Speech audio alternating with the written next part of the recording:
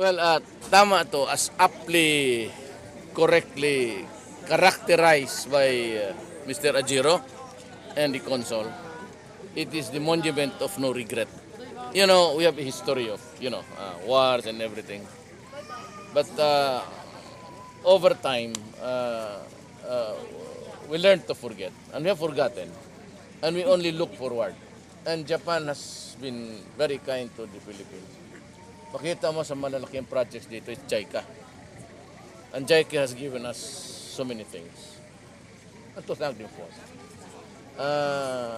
And lalo na itong Mintal used to be inhabited by a lot of Japanese nationals.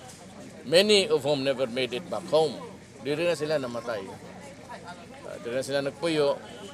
Others opted to really be just like Filipinos. And over 100 years or so, we have this kinship more stronger than other places. Tungod kay diri man gud ang develop ang Manila hemp, abaka. And it used to be known as the Manila hemp. It was developed by the Japanese. Of course, the technology nila nito. Para to give honor to the friendship and to those who have fallen in the night without seeing back their without going back and see their homeland again. Mayor, I heard it's your personal donation. Yes, my personal donation. Dapat lang kasi mabuti sila sa atin. In return, we should reciprocate by token, wala man tayong pera. We cannot give them as much as they have given us, but we can only show them our love, our concern, and no regrets. Everything is forgotten, and we only want your friendship.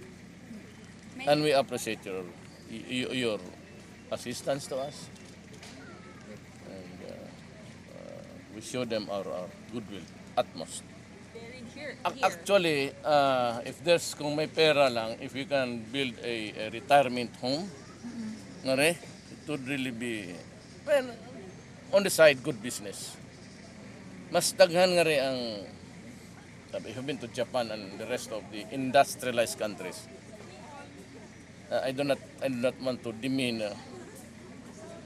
sila panahon sa ilang tiguang. Panahon nga rin, natangkoy trabaho, di mo sige tagbantay sa atoma. Sila nga to, they're so busy that ngita sila o ganang lugar nga, or money's worth na. For not so much to get balay na helpers, facility driver. Their money or their dollar or whatever can go a long way. Ato nimo kanang imong dollar dili na makapalit lang dire kanang imong dollar may stretch na. Palit ka nagbalay, makapalit ka na og masakyanan, kabay ka na sa imong driver o imong helper. Pero gadto gamiton nimo na it's so expensive. Wala po yung nagasa kanang caregiver wala na. So in the next I predict that in the next 20 or 30 years, zero growth sila eh. Daghan nga rin zero growth. Scandinavian countries, Britain, America, Japan, walay gustong anak. So wala sila yung next generation. So wala sila bantay sa ilang kaning mga nagtrabaho ron, mutiguang mo yun na. Walay ko. So as I said, I predict that nurses and midwives, they would be in demand everywhere.